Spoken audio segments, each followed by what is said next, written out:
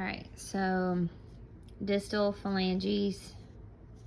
Here with the hallux, note we only have 2 phalanges, but with 2, 3, and 4, and 5, we have 3 phalanges, metatarsals, 3 cuneiforms, navicular, cuboid, okay, calcaneus, and talus. Now, I drew this, so bear with me.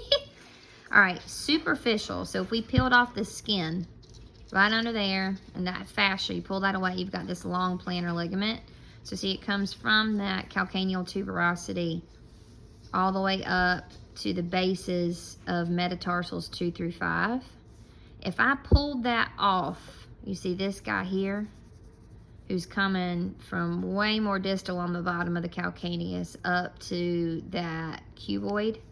And you can see that blue peeking out. That's what I'm talking about right there. So if you see the long plantar, and when you're looking at the long plantar on the model, you would see a little tiny branch of that tissue there that stops at the cuboid. That's your short plantar, also known as the plantar calcaneocuboid, because it's going from the calcaneus to the cuboid.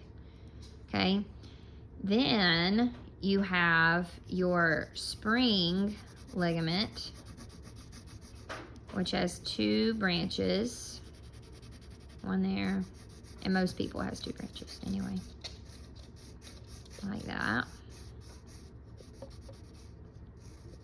Okay, make those pretty. And then, well, here, let's label him first. Spring,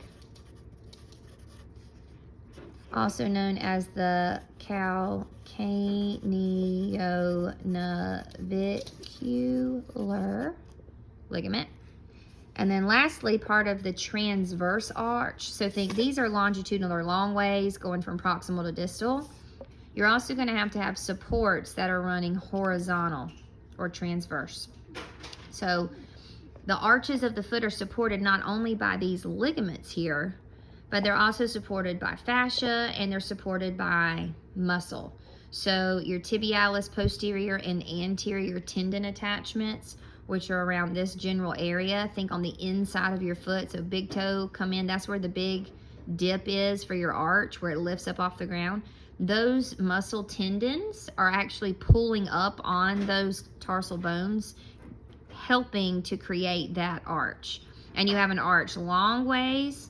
You also have an arch this way, horizontally. And one of those structures is called, you see that one right there? And I'm connecting cuboid to navicular. Cuboid to navicular.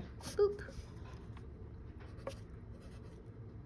Oh, slide. Cuboid EO navicular. Cuboidionavicular, from the cuboid to the navicular. And when you're adding these words together, anytime you're adding 2 different anatomical landmarks, bones or whatever together, so cuboid plus navicular, you typically slice off the end, throw an O on it. So if it was talus and navicular, which you do have a ligament there, we're not going to learn it, you would take that off, put an O on it, so it would be talonavicular. But it all depends on how the first word ends. With an oid, the way you connect them is an EO, cuboid EO navicular.